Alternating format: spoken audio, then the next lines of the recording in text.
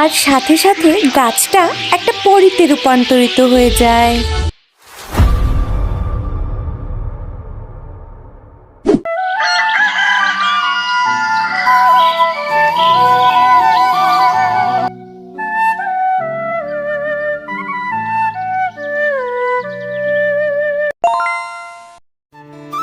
কুসুমপুর গ্রামে শেফা শিয়ালিনী নামে একটি শিয়ালিনী বসবাস করত। তার ছিল দুইটি মেয়ে, রিনা ও বিনা। তার দুই মেয়েকে লালন পালন করার জন্য সে দিনরাত সেলাইয়ের কাজ করত। শেফা, গত সপ্তাহে যে তোমাকে দুইটা জামা সেলাই করতে দিয়েছিলাম, সেটা কি সেলাই করেছো তুমি? আজ কিন্তু আমার মেয়ের জন্মদিন, তোমার সেলাই করা জামাটাই আমার মেয়ে আজ পরবে। তোমার হাতের কাজ কিন্তু খুব সুন্দর, জামাটা কি বানিয়েছো? হ্যাঁ ভাগিনী ভাবি, আমি আপনার নীল জামাটা বানিয়ে ফেলেছি, এখনই দিচ্ছি। শেফা, তোমার জন্য আমার খুব মায়া লাগে। তোমার স্বামীটা মারা যাওয়ার পর তুমি কত কষ্টই না করছো তোমার দুই মেয়েকে নিয়ে, অথচ তুমি কত ভালো কাজ পারো। তোমার কাজের মূল্য এই অজপাড়াগায় তুমি পাচ্ছ না, সবাই তোমাকে সঠিক মূল্য দিচ্ছে না। তুমি এখানে থেকে কিছুই করতে পারবে না। তোমাকে তো বলেছি তুমি শহরে যাও, সেখানে তুমি তোমার কাজের মূল্য পাবে। সেখানে জামা কাপড় বানাতে অনেক মজুরি দেয়। তোমার এখনো সময় আছে, তুমি শহরে চলে যাও। শেফা, তোমার কাজ যেহেতু সুন্দর, তাহলে তুমি শহরে গিয়ে ভালো টাকা ইনকাম করতে পারবে। আমার কথাটা তুমি একবার হলেও মাথায় নিও শেফা। আমি ভেবে দেখবো ভাবি কি করা যায়। শেফা সেলাইয়ের কাজ করে খুব অল্প মজুরি পেত। গ্রামের মানুষরা তাকে খুব বেশি মজুরি দিতে পারতো না।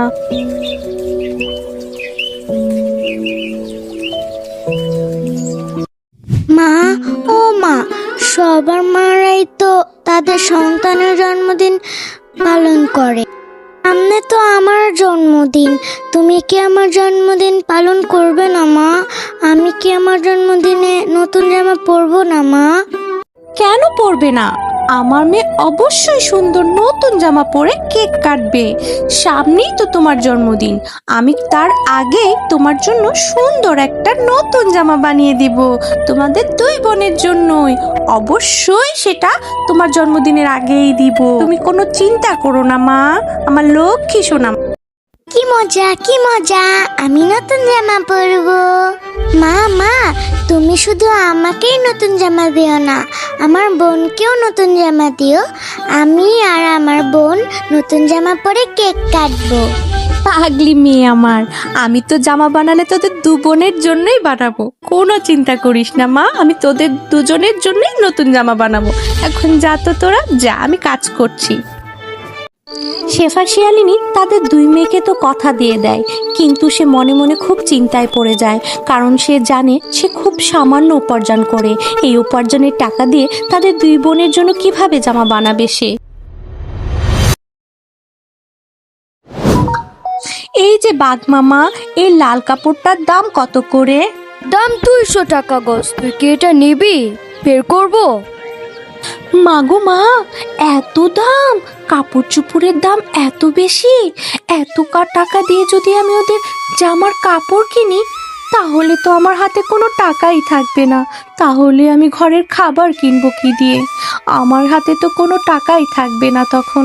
না না, এত টাকা দিয়ে আমি ওদের কাপড় কিনতে পারবো না, তার চেয়ে বরং আমি বাড়ি চলে যাই।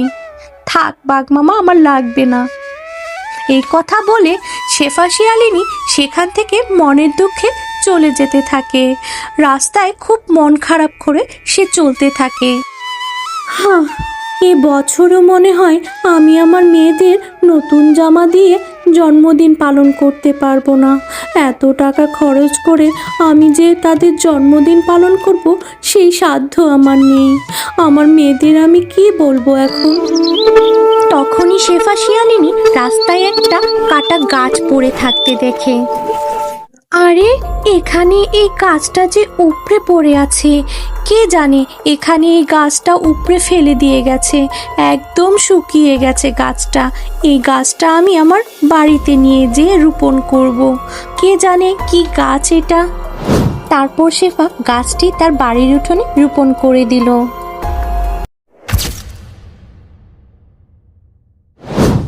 শেফার যত্ন পেয়ে গাছটি অনেক সুন্দর বড় হয়ে গেছে। এখন গাছে অনেক ফুল ধরেছে। শেফা সেই গাছের সামনে প্রায়ই দাঁড়িয়ে থাকে। তার মন খারাপ হলে গাছের নিচে বসে বসে গল্প করে একা একাই। হায় আল্লাহ, কাল তো আমার মেয়েটার জন্মদিন।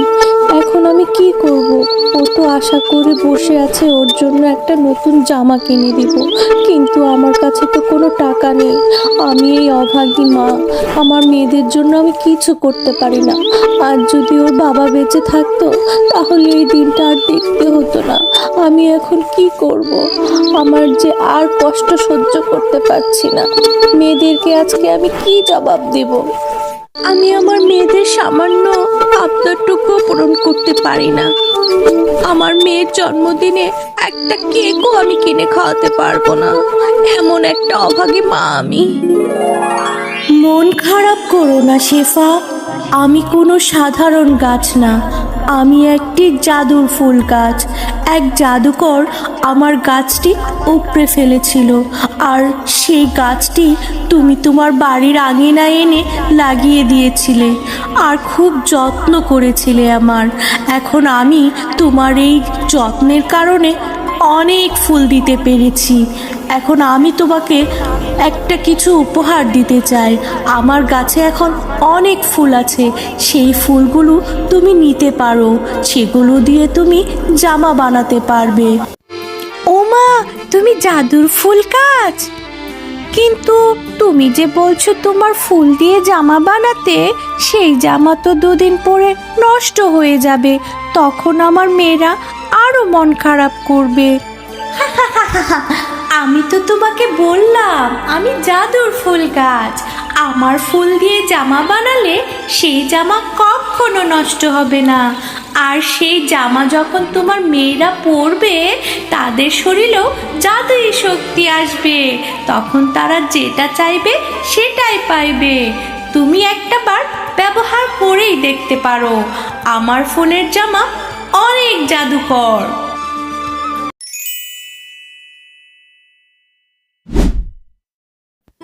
আর শেফা শিয়ালিনী সেই ফুল গাছের কথা মতো তার কাছ থেকে ফুল নিয়ে সুন্দর দুটি জামা বানিয়ে ফেললো। আর সেই জামা দুটি তার মেয়ে দুটোকে পরিয়ে দিল।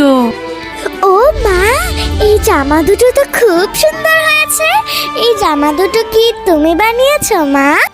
হ্যাঁ রে মা, এই জামা দুটো আমি তোদের জন্য বানিয়েছি।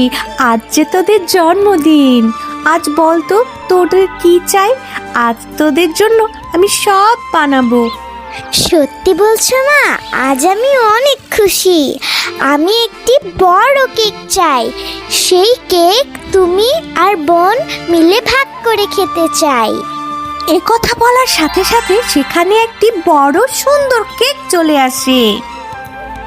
মা, আমি তো কেক চাওয়ার সাথে সাথে কেক চলে আসলো। আমি কি স্বপ্ন দেখছি মা? তারপর আবার বিনা সবার জন্য মজার মজার খাবার চাইলো। আর খাবারের কথা বলার সাথে সাথে সেখানে ম্যাজিক করে অনেকগুলো খাবার চলে আসলো। এইটা দেখে তারা যা খুশি হলো না। তখন শেফা শিয়ালিনী তার দুই মেয়েকে তার বাড়ির উঠোনের জাদুর ফুল গাছের সমস্ত ঘটনা খুলে বলল। আর সেই ঘটনা শুনে রিনা ও বিনা অনেক খুশি হলো। তারা সবাই খুশি হয়ে দুই বোনই সেই ফুল গাছটাকে আদর করতে লাগলো। আর আদর করার সাথে সাথে সেই ফুল গাছটি একটি পরীতে রূপান্তরিত হয়ে যায়। আমি হলাম ফুলের রানী। আমাকে এক তান্ত্রিক অভিশাপ দিয়ে আমাকে অভিশপ্ত ফুল গাছ বানিয়ে রেখেছিল, আর বলেছিল যদি কোনো ভালো মনের মানুষ আমাকে ভালোবেসে আদর করে তখন আমি অভিশাপ থেকে মুক্ত হতে পারবো। তোমরা খুব ভালো মানুষ, আমাকে এই অভিশাপ থেকে মুক্ত করে দিয়েছো। তোমাদের আদর এবং ভালোবাসায় আমি মুগ্ধ। আমাকে তোমরা অনেক অনেক খুশি করেছো। তাই আমি তোমাদের এই জাদুর দুটো ফুলের জামা উপহার দিয়ে গেলাম। আমি যেহেতু ফুলের রানী, এখন আমাকে ফুলের রাজ্যে চলে যেতে হবে। ধন্যবাদ তোমাদের।